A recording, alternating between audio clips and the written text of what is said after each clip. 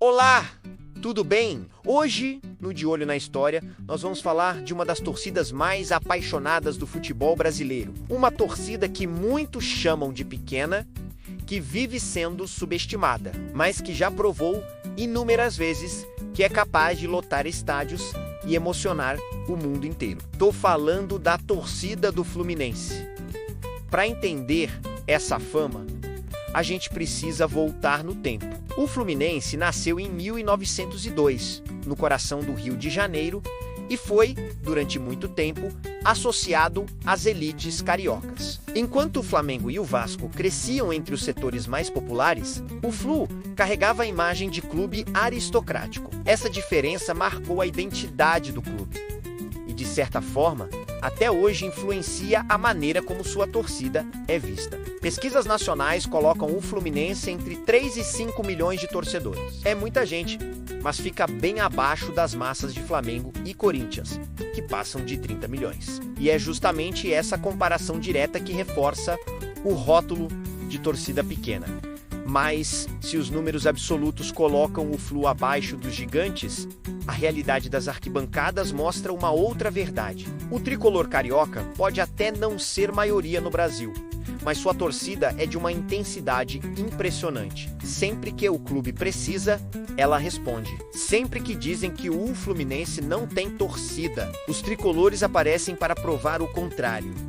O palco perfeito para essa paixão é o Maracanã. Quem não se lembra da final da Libertadores de 2008, quando mais de 80 mil tricolores empurraram o time contra a LDU? Ou então, em 2023, quando o Flu voltou à Libertadores e lotou o estádio em praticamente todos os jogos até a grande final contra o Boca Juniors. O Maracanã é a segunda casa do torcedor tricolor. Ali os jogadores e a torcida se fundem. O estádio se transforma em uma verdadeira explosão de verde, branco e grená. E não foi só no Brasil que essa paixão apareceu. No Mundial de Clubes realizado nos Estados Unidos, a torcida do Fluminense surpreendeu. Tricolores que vivem fora do país se juntaram a torcedores que viajaram do Brasil e criaram uma atmosfera única. Mesmo em território neutro, o Flu fez bonito.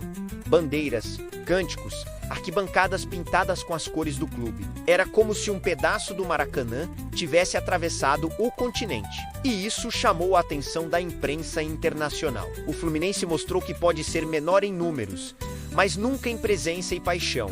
Essa mobilização não é de hoje. Quando o Fluminense caiu para a Série C em 1998, muitos esperavam estádios vazios e torcedores afastados. O que aconteceu foi exatamente o contrário. A torcida abraçou o time e lotou o Maracanã em jogos contra adversários modestos. Uma cena rara no futebol mundial. É por isso que a arquibancada do Flu ganhou fama de criativa e fiel. O exemplo mais marcante é o Cântico Guerreiros, que virou um símbolo da identidade tricolor. Mas afinal, como explicar esse fenômeno? Por que uma torcida considerada pequena consegue mobilizar multidões? A resposta está em 3 pontos. Primeiro, a taxa de engajamento. Proporcionalmente, o torcedor do Flu é mais ativo e mais presente do que em muitas torcidas maiores. Segundo, a identidade de resistência. O rótulo de torcida pequena funciona como um combustível para mostrar o contrário.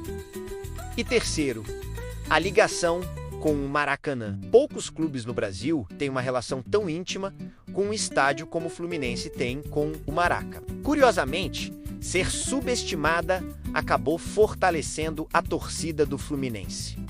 O estigma virou orgulho. A cada vez que alguém diz que o Flu não tem torcida, os tricolores enxergam uma oportunidade de mostrar a sua grandeza. É por isso que o clube ganhou o apelido de time de guerreiros.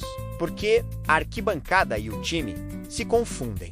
Ambos resistem, ambos lutam, ambos se superam. E o que esperar do futuro? A conquista da Libertadores em 2023 atraiu novos torcedores, especialmente crianças e jovens que crescem vendo o Flu brilhar. Isso pode ampliar os números e transformar ainda mais a imagem da torcida.